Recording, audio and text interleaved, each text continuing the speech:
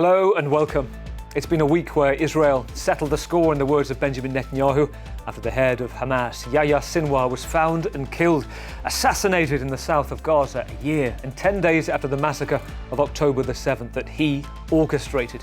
1,200 lives lost in Israel that day, over 42,500 Palestinians killed since, in a territory that's been destroyed and its people left starving. Could this be the beginning of the end of war there? As we promised to do, we came to account with him. Today, evil has suffered a severe blow, but the task before us is not yet complete. It's been a week where the Ukraine president finally revealed his victory plan, at least in the most part, with some secretive additions still being kept from the public scrutiny. 5 points presented in the Ukrainian parliament on Thursday's EU summit, including an unconditional invite to join NATO, full clearance to use Western long-range weapons in Russia, and the promise that Ukraine's critical natural resources can be shared with the US and EU. Would it fly? The response encouraging, but not overwhelming from allies. The Kremlin questioning whether he was sober or mad. If we start now and follow the victory plan, we can end this war no later than next year. And it's been another face the public week for US presidential contenders. Kamala Harris heading for alien territory, an audience with Fox News, the right-wing beating heart of republicanism under Rupert Murdoch. Her team said she had nothing to lose, only new supporters to gain. Meanwhile, Donald Trump turned a town hall meeting into boogie night, an hour of impromptu classics. He called it a love fest. Kamala Harris asked if he was feeling okay. Play YMCA. Go ahead. Let's go. Nice and loud. Here we go, everybody. There's no need to feel down. I said young man. Should we keep going? All right, turn that music up. Turn it up. Welcome to The World This Week. The international journalists joining me this week from the US in Pittsburgh on presidential election watch. 18 days to go. We have Richard Worley, usually Paris-based international correspondent with Blick, the Swiss-German publication. Richard, talk us through your week in the US. Hello. Well, actually, I left Pittsburgh this morning. I am now in Gettysburg. You know, Gettysburg is a very famous name in the US because this is where one of the most cruel battles of the Civil War took place. And I can tell you that I spent my last 3 days in Pennsylvania. And Pennsylvania is definitely the mother of all battle per the US presidential election. So I will tell you about that. Looking forward to it. Let's go from you in Gettysburg to Rome. Let's bring in France 24 correspondent Seema Gupta. Seema, hello. Tell us what's big, what's making headlines this week in Italy. Well, what's making headlines is this deal that Italy has made with Albania in order to deal with the issue of migrants, transporting them there so that they will then be assessed whether their asylum requests are coming through. But just today, on Friday, a court in Rome has invalidated that deal, a deal that Ms. Meloni brought to the EU Council meeting in Brussels earlier this week. They boasted that this was a plan that was being looked at by 15 different countries in the bloc, but a court here in Rome has already said that it is not valid. Wow, and Giorgia Meloni summoning the cabinet on Monday. It'd be fantastic, Seema, to hear your take on that as things develop tonight. Also in the studio with me, Paul Moreira, international documentary maker, journalist. Paul, let's take a look at some of your many films. Over the past 10 years, the chocolate industry committed to do whatever they could to save the forests and send children to school. But what happens to these good intentions once you hit the road and go on the field?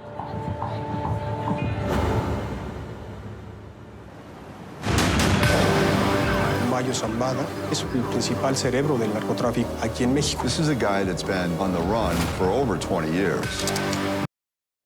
Paul, great to have you with us. Can you tell us what you're planning, what you're working on, or is it in secret right now? I'm actually just back from Asia. I can talk about it. I'm doing something about the tiger mafia. What is the tiger mafia? It's unknown by us, but tigers are actually traded like drug, even though it doesn't have the immediate effect of drugs. But in Asia, they boil the bones of the tiger, making a kind of glue. They dissolve it in alcohol, and it's supposed to give you the traits, the power of the tiger, and it's a booming industry. I mean, you have farms of 300 to 400 tigers, and it's of course illegal, but there's a really a mafia around it. So I went undercover to some of those countries, and you should see the result on France Télévisions in a couple of months. Fantastic. And you'll be definitely coming back on to tell us about it too, I hope. Paul, thank you. Great that you're with us. Also, international affairs commentator Doug Herbert. Doug,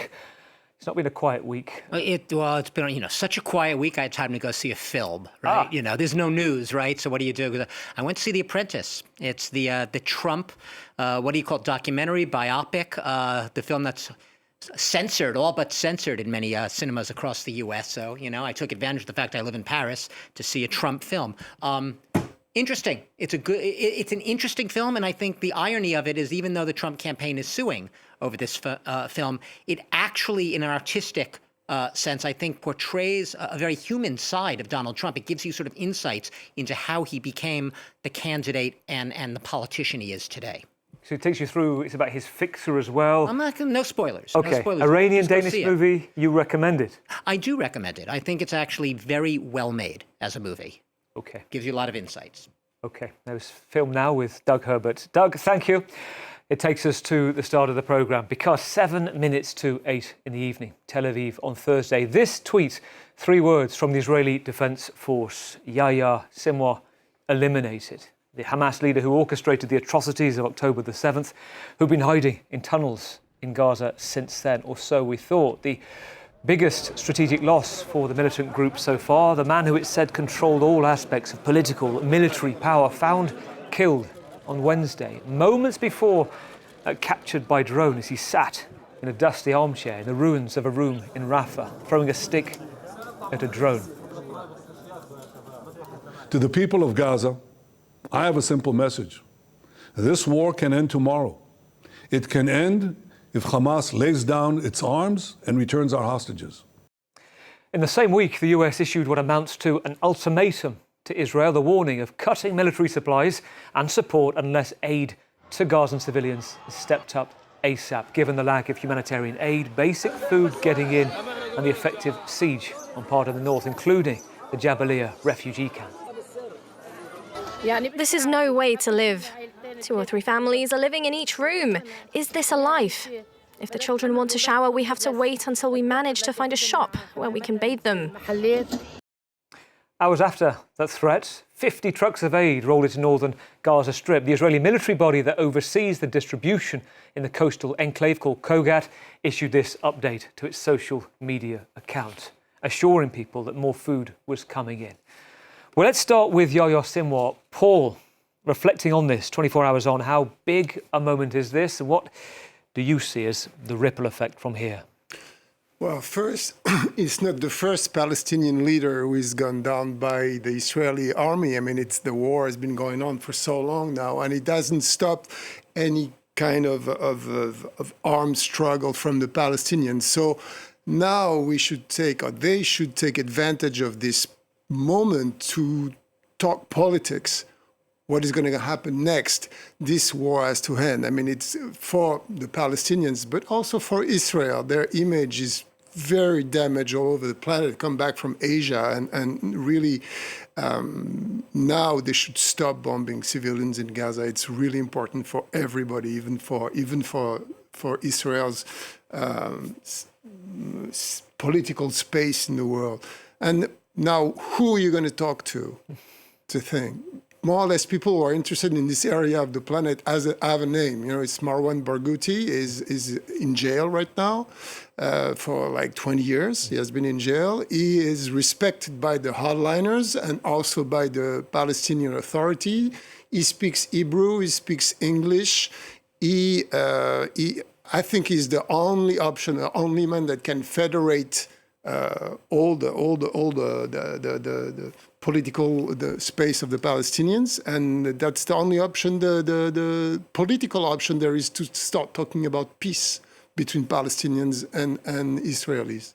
There is a point where that name will keep coming up. Marwan Barghouti, the Palestinians call him their Nelson Mandela. Recently, I spoke to his son, a documentary filmmaker as well, who'd followed him. I think he's only done one interview to Lindsay Hilsum of Channel 4 in prison 20 years ago. Lindsay Hilsum, who's going to be on the programme next week, in fact.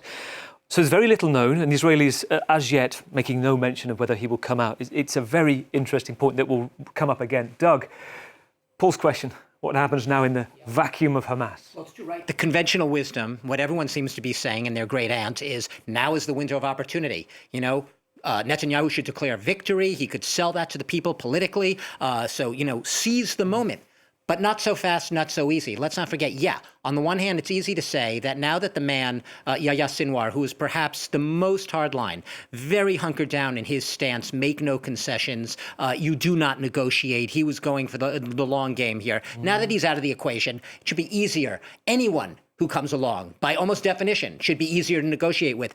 But here's the flip side of that equation. You look on the Israeli end, it's not as if Benjamin Netanyahu has been a shrinking violet when it comes to negotiations. He himself pushed back rather hard, laying down his own conditions to the framework, to the ceasefire framework deals that have been put before him in recent months, in the past year of this war or so. So it really is these tough, hardline stance, not wanting really to have at least the implicit message, not really wanting to see a ceasefire, wanting this war because each in their own interest see the war as being an advantage, perhaps politically in their own, for each of their own ends, not wanting to go on. That would suggest that, no, there's just as much a chance that both sides are now going to hunker down. We heard Hamas issue a statement basically saying that that the assassination, the killing of Sinwar basically makes the movement stronger. And we've heard Netanyahu basically double down on what has been his message all along, that this war is not over. We are not seeing the end of it. We are going on until our objectives are achieved. Those objectives, we know them all because we've repeated them how many times?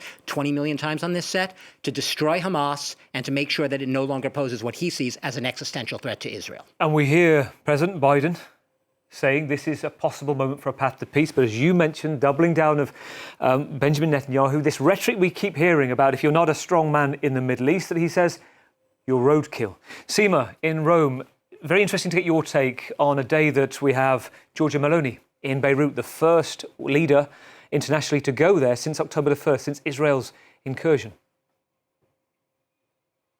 Yes, indeed. I mean, she went there to express her support for what the Lebanese government or those who are running the country in whatever form they can right now, that Italy is there to help them in whatever they can. And of course, there is concern here in Italy about what's happening in that country, because Italy, of course, is the largest European contingent of soldiers and peacekeepers in UNIFIL that is present on the ground there. And there was a very strong reaction from the Italian defense minister when there was that shooting and attack on Italian vehicles as well as security cameras in the base run by Italians there, essentially calling that close to being a war crime. So really a very strong reaction for the Italians, but they're stressing that they and other countries that are involved in UNIFIL do not want to leave their posts. They want to continue their mission.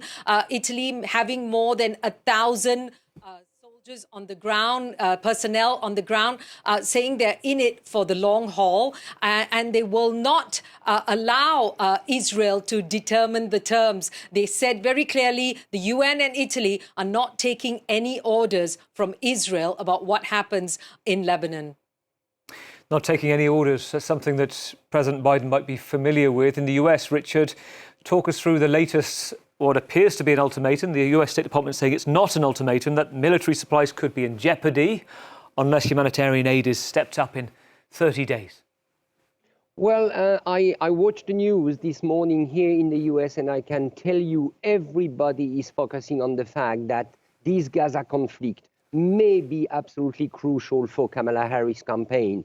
I mean, we know the position of Donald Trump. Donald Trump will support Netanyahu by all means. So whatever Benjamin Netanyahu decide, for example, to continue the war, which is most probable, Donald Trump will say, okay. Now it's a bit different for Kamala Harris. I can tell you, I'm just coming from the state of Michigan, which is a swing state with a large Arab American population, and they are all their eyes on the possibility of the ceasefire. So now, if after the killing of Yahya Sinwar, Kamala Harris and Joe Biden don't get a ceasefire from Israel, it will put us in a difficult position. It may not be a crucial issue nationally, but in those swing states, especially where you have an Arab American population, people are watching at what's going on. And now, in a way, Israel, after killing Yahya Sinwar, has no excuse to continue the war. What would be important is for sure the release of the hostages. That's probably what we are going to witness or to expect in the coming hours, or they see if it materializes or not. Richard, it's very interesting you talk about the difficulties President Biden. I want to put this to you, Paul, actually. This perhaps best describes a very constrained, often conflicting relationship between the US and Israel. The long-awaited insider book by the famed Watergate journalist Bob Woodward came out this week. It's called War. In it, he writes about the relationship breakdown between the US and the Israeli leader. This is what he says. These are the private comments normally we don't get, or we get in a memoir 20 years from now, where the president sees Netanyahu as, he says to aides, a liar, a blanking liar. Even at one point says privately to his aides that Netanyahu is a liar, and 18 of the 19 people who work for him are liars. So this reflects the policy, and the policy that Biden laid out, I think is important, and that is it's pro-Israel, but not at all necessarily pro-Netanyahu. Paul, is Bob Woodward's take surprising? Well, actually not, and I don't want to diminish the scoop of Bob Woodward, the legendary Bob Woodward, but in France, it has been written, other books about Sarkozy, and Sarkozy had an indiscretion, as we say, something that leaked. He said himself that he can't stand Netanyahu anymore because he's lying to his face nonstop, and he's not somebody you can trust. So it seems to be something that is widely shared among the political leaders who speak with him. It's not a surprise. I mean, the problem is how to build a foreign policy with someone that you cannot, it's like sand, moving sand. It's very, very difficult. And it's true that Israel lacks leaders like they had before, like, Rabin and guys that really set the country ahead on the path of peace, because there's no other way except apocalypse. And it's a tragedy. Which takes us to Macron and the war of words with Benjamin Netanyahu this week, Doug. Yeah, the war of words, it's become a whole polemic, a whole spat, with historians weighing in and saying, well, what really happened? And if you Google it, one of the biggest questions is, how is the state of Israel created? So remind us, President Macron had made the point that the UN created Israel. Basically, he made the point. The words were that, Netanyahu is forever bashing the UN. He has nothing but contempt for the United Nations and a lot of multilateral institutions in general. And Macron made the point, perhaps in a very blunt, straightforward Macron way, that it was via a decision, a resolution of the United Nations back in 1947, November 1947. It was Resolution 181, which basically was the resolution that effectively set the end of the British mandate, which was over Palestine, was set to expire in 1948. What it basically called for, it was called the Partition Resolution, because it called for a partition of what was then Palestine into a Jewish component and an Arab component. So there was a legal resolution behind it, where Macron perhaps was missing the forest through the trees, and what has prompted this sort of, war of words flying and a lot of backlash from Netanyahu is that the state of Israel goes beyond simply the legal definition of how it was created. It is also a history of millennial aspirations of the Jewish people. It is the centennial aspirations of a Zionist movement. Jews had been moving into the Palestinian lands prior to the creation of Israel in 1948. And what Netanyahu basically went right back in Macron's face at is, he says, no, it was not a UN resolution that created Israel. What created Israel was the blood of the Israeli fighters, including many French survivors of the Holocaust who fought in the War of Independence in 1948, in 1947, 1948, 1949. And that is what the state of Israel was really born from, that bloody War of Independence. So it was not that they were both each factually wrong. They both got their facts right. But the problem was they were not merging the two. And they were having convenient truths for either each side. of them, yeah. It takes us to Thursday night, Brussels. Ukraine's leader arriving for the EU leaders' summit. Volodymyr Zelensky, trademark-style dock jumper, Ukrainian trident on top, cargo pants, military boots. He met reporters as he headed in. Optics matter. His team say the watching world should be on notice. The war is far from over. But President Zelensky thinks peace can be achieved next year if EU and US allies prescribe to his victory plan. A plan under wraps for weeks, now out in the open, apart from some secret addendums, we're told. Let's hear what the president told reporters after explaining to EU leaders and saying Ukraine had two possible paths to defend against Russia. We will either have nuclear weapons and then it is a defense for us, or we should have some sort of alliance. Apart from NATO, we do not know of effective alliances today. That is why we choose NATO, not nuclear weapons. We choose NATO. No immediate takers in the EU on that basis. Encouraging, yes, we're with you. But no one else is talking about this being the victory plan. On the other side of the Atlantic, a day later, NATO defence chiefs as well shown the same thing that the NATO secretary here in Brussels said was a start, an irreversible path to membership, said Mark Rutte. Irreversible path is different to unconditional membership. Let's take a listen. Supporting Ukraine is not an act of charity. It is also an investment in our own security.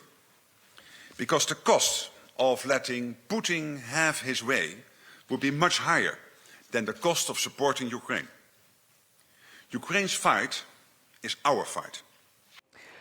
Richard, in the US, we were presented with two dilemmas from President Zelensky. It's the first time we've heard that, I think, where he talks about one path being a nuclear path, the other NATO membership. He prefers the latter.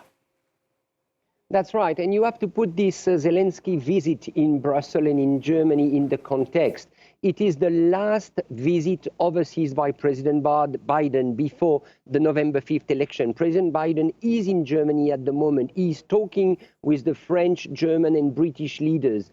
And they have to deliver a message. And I think that's the most important thing. And here in the US, everybody, every observer, seeing that it's not possible to ask Zelensky to wait again until November 5th and until the aftermath of November 5th. And I think that's what the Ukrainian president is saying, but with his victory plan, it's not only a diplomatic plan, it's an accent put on a timetable. You need to help me now because I know you're going to have a presidential election in the US. I know it's going to be difficult afterwards this election, and I just cannot hang around. And I think that is the question for President Zelensky. It's now or then, maybe never. Now then, maybe never. Richard, thank you. Doug, listening to Richard, just pull out for us the main points of the victory plan. Because it's been bandied about a lot, right? We don't have all the details, but we know the main points. The victory plan, in a nutshell, is Zelensky's plan for trying to get to that negotiating table without having to surrender to Putin. And in order to not surrender to Putin on Putin's terms, which mean giving up 20% of Ukraine's territory, it means being in the best, strongest, most favorable position. For that, he needs the West on his side. That's in a nutshell. What it is it's security guarantees. It's things like lifting those restrictions on the use of Western-supplied weapons, being able to use those weapons in order to strike at what the Ukraine would say is legitimate military targets deep within Russia, deeper than they are able to go right now. Obviously, that unconditional invitation to join the Western military alliance, to join NATO, to further arm Ukraine, to also boost its air defenses, to also get the allies on board with helping Ukraine to protect its own skies, not by entering Ukrainian airspace, but if Russian missiles are flying close to NATO borders, to use Western missiles to shoot down Russian incoming missiles.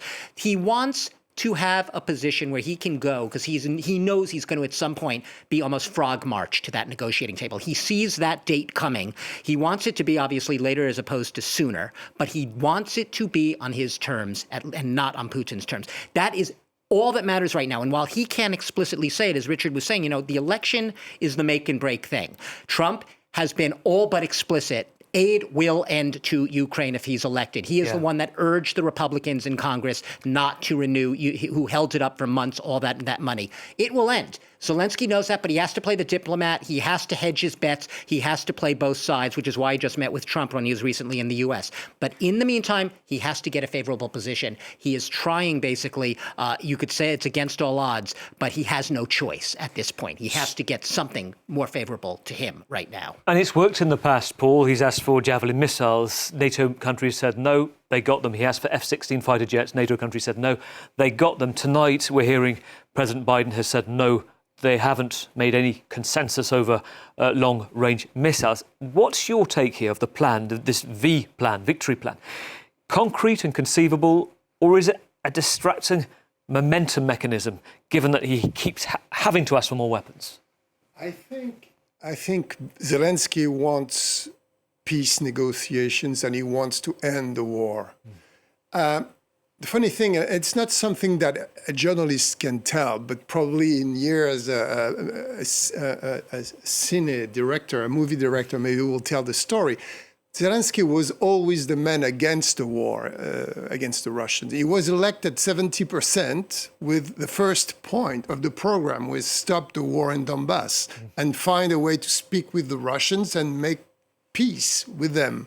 And then the nationalist battalions got really nervous and turned history around, and they went into a movement called Against Capitulation, etc. And the stakes increased into something much more violent, and war started, and the crazy imperialist craziness of Putin played its role. February 22, we know the rest of the story, but even in Istanbul, and we can think about Istanbul nowadays, thinking that those first negotiations were maybe a good idea because we would have saved so many lives.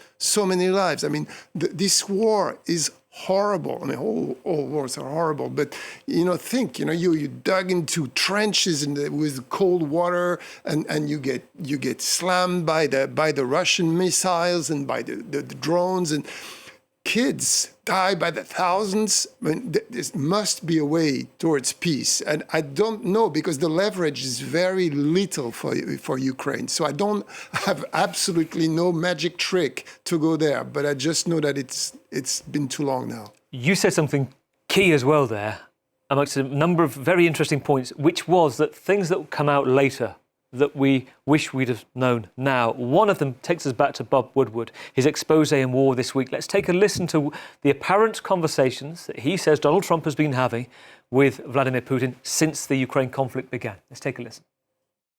In this book is the information that was not known about Trump sending the COVID testing machines, not just the tests, but the machines to Putin, and the discussion he has with Putin about this.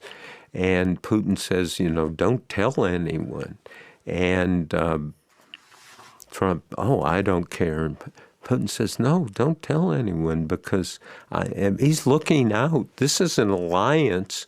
And of course, what do? Cover it up. Yeah. Richard, in the US, so Putin telling Trump, as Bob Woodward sees it, to keep quiet about this?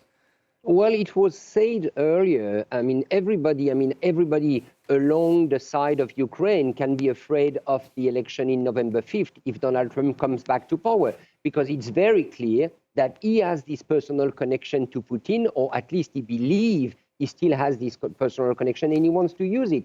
I think Donald Trump, earlier than the book of Bob Woodward, said that the moment he will be elected, he will kind of rush a type of negotiation with Moscow. And that's what Volodymyr Zelensky is very much afraid of. It's Trump turning completely the table and decided to call Putin and say, I'm ready to negotiate with you, and that taking hostage Ukraine and the Ukrainian people. So it's not a 1,000-day victory plan that Volodymyr Zelensky has. It's a kind of a 20-day victory plan, the 20 days leading to the presidential election. Very good point. Richard, from there, let's go to Shenzhen, a beachside town, north coast of Albania, under the media glare on Wednesday. The world's press at portside catching the moment Italian ships arrived with migrants on board, marking the start of Italy's new offshore migration plan. The Prime Minister, Giorgia Meloni, receiving high praise from EU chiefs for setting an example of alternative thinking in her policy, which is this: deal with the pressures of illegal boat crossings from Africa, Italy sending male asylum seekers to Albania so that they deal with the process there under Italian jurisdiction, those who aren't considered vulnerable. If their cases are rejected, they will be repatriated. Let's have a listen to Giorgia Meloni. I have welcomed with great satisfaction the attention France, Germany, Sweden, the United Kingdom, just to name a few, have given to our policies as proof of the pragmatism and effectiveness that have marked our actions in the fight against illegal immigration. Well, there's something interesting about the interest and validation of Giorgia Meloni's plan, not just the EU and Ursula von der Leyen, the Commission chief, even Britain's centre-left Keir Starmer, the leader there, saying he's taking notes, though he's scrapped a scheme in the UK to send migrants to Rwanda on his first day in office. Seema, talk us through the policy, and as you told us tonight, problems straight away. Yes, exactly. I mean, the policy was basically this: a deal between Italy and Albania that they would send all male migrants who come from 21 to 22, what Italy has deemed as safe countries. That means countries where they can be repatriated to because they are considered safe territories. This group would not include women, children, those who are elderly or vulnerable and sick, as well as those who have been victims of torture. So such people will remain in Italy, but the rest, basically men, would be sent to this reception centres in Albania, 2 of which have been set up. And this entire program costing some 670 million euros over the course of 5 years. So now the first group of migrants were sent on Monday. There were a group of migrants that were rescued at sea on their way traveling from Libya to Lampedusa. There were 16 of them. They were put on board an Italian naval vessel and sent there. Now, straight away, there was an immediate blow to this program because 4 of those migrants were found to have not been in the right group. 2 of them were minors, and so they had to be sent back to Italy. And the other 2 was ill, and so they were sent back to Italy. And then on Friday, a court here in Rome that deals with immigration issues essentially invalidated this ruling because they based the ruling on a decision that was made by the European Court of Justice earlier this month that said safe countries outside of the European EU bloc had to be safe across the territory. So it was called into question whether these 22 countries, which include the 10 migrants from Bangladesh and the 4 from Egypt, whether or not they should be sent there. And so now, of course, they're being brought back to Italy. Now, Ms. Meloni, speaking in reaction to this, has said that the court and the judges were prejudiced. Her party saying that it's absurd that they can't control Italian borders. So it's pitting, Paul, politicians against legal frameworks. We saw this with Britain's plan to send migrants under the Conservatives to Rwanda.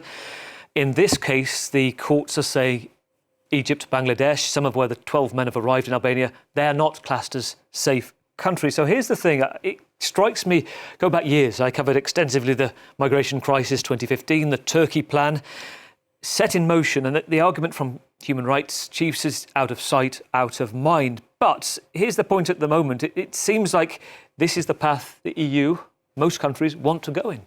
Yeah, and there's actually an example that was applied before. It's Australia. Australia used, I think, 2 islands, I think Nauru and another island, where they parked the asylum seekers for months, sometimes years. And there were many scandals around that because the detention facilities became like a lawless zone where there was no monitoring,